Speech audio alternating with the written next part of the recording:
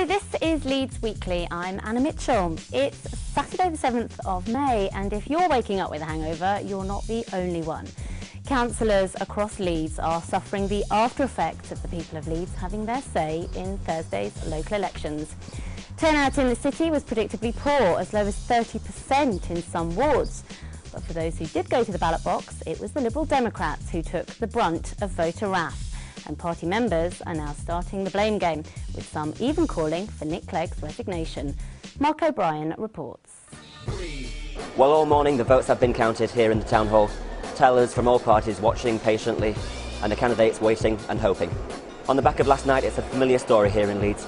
Labour doing well, Liberal Democrats and Nick Clegg maybe wishing they'd stayed in bed this morning. The Liberal Democrats lost seats to both parties, including Headingley, Rothwell and Horsforth. They know what a hard journey they have ahead of them, across the country, and especially here in Leeds. This was the story of the day. A strong showing by Labour, taking their numbers in the council chamber up to 55, giving them overall majority control in the city. Labour's Morley MP, Ed Balls, praised activists for a really good day for Labour in Leeds. Hyde Park and Woodhouse was one of the first to be announced. A convincing victory for Labour in this student inner city area. The Liberal Democrats slipping behind the Green Party. Well done, Jerry. Well done. Well done. Well done, Jerry. Politically, I think this is a strong message from the people of Leeds and the people of Yorkshire looking at the results in Sheffield, Liverpool and elsewhere, that the cuts that this government has been pushing through are too far, too fast, and have caused absolute misery to many, many of our citizens. The Liberal Democrats lost seats to both parties, including Headingley, Rothwell and Horsforth. They know what a hard journey they have ahead of them, across the country, and especially here in Leeds. Well, I'm with Karim Abdul Ghaffar, the Liberal Democrat candidate for Hyde Park and Woodhouse ward. Karim has just come third, but he put back into third place behind the Green Party. So, Karim, what went wrong?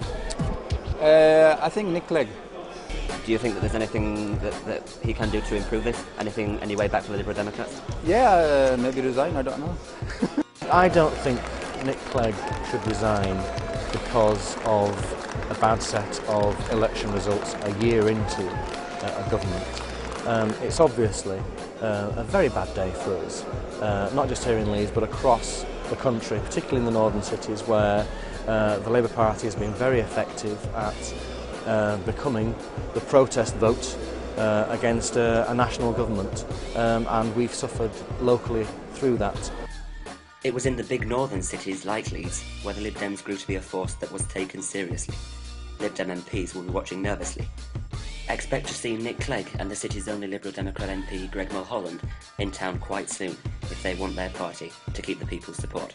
We want an alternative to the failed Lib Lab Con parties, and we are starting to get our message across.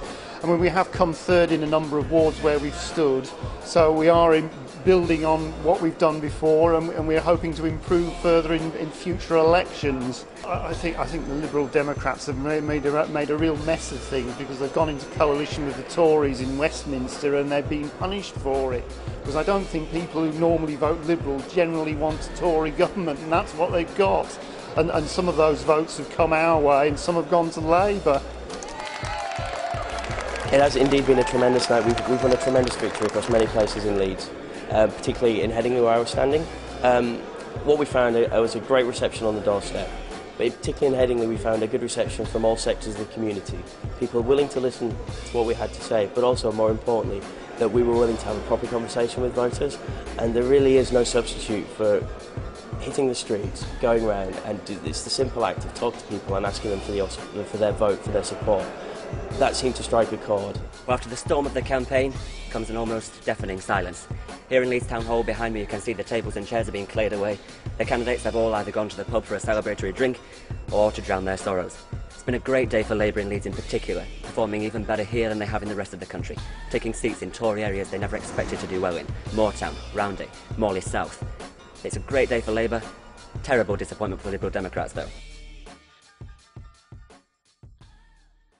Our reporter Mark O'Brien following yesterday's local election results. And there was more bad news for Nick Clegg as Leeds has returned a no vote in the national referendum on whether to change the voting system.